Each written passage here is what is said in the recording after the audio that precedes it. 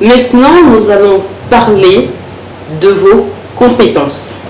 Alors là, je vais vous parler de la formation. Il y a une certaine nécessité de vous faire former.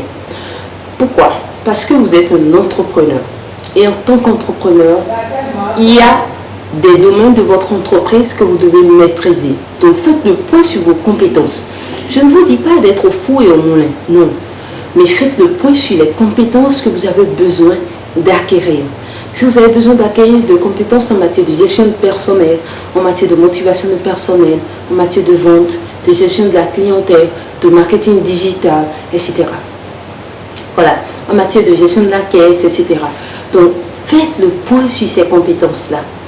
Moi, à un moment donné, oui, j'ai dû apprendre un certain nombre de choses pour m'actualiser, pour mieux comprendre et pour mieux aider aussi mes collaborateurs. Je vais vous donner un exemple tout simple. À un moment donné, j'ai dû apprendre par exemple à faire un peu de design, à faire un peu de graphisme, voilà. Voilà, j'ai dû apprendre un peu.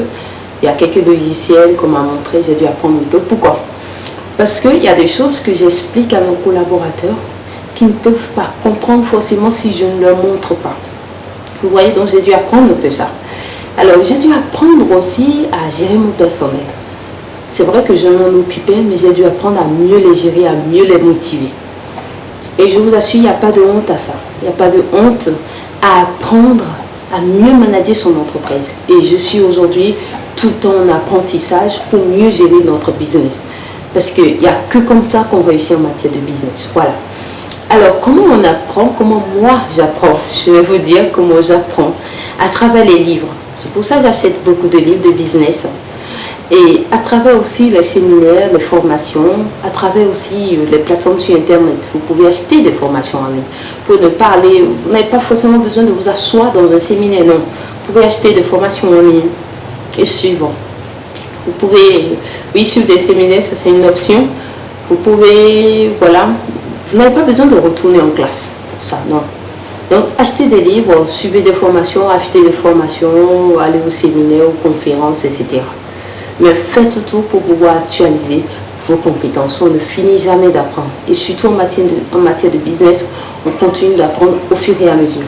Alors, quand les gens me disent, la plupart des livres que tu lis, c'est des livres qui sont chers, des livres qui sont à 20 et quelques mille, bon, je ne trouve pas que c'est trop cher. Hein.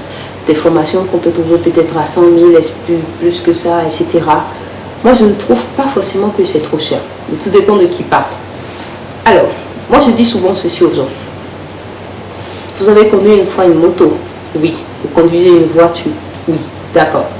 Alors, quelle est la différence entre les deux?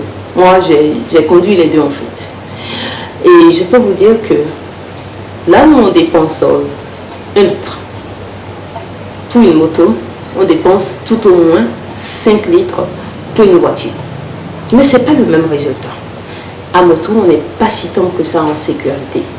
En voiture, on est en sécurité quand même. Il y a un minimum de sécurité que la voiture nous donne. Un minimum de confort que la voiture nous donne comparativement à la moto. Voilà. En plus, en matière de clientèle, par exemple, là où vous allez à moto pour demander, je ne sais pas, 1 million, et quelqu'un vient à voiture pour demander 1 million, ben, on va privilégier celui qui est à voiture. Donc, c'est un exemple que je vous donne. C'est la même chose en fait. Ce qui a une bonne qualité a forcément un coût.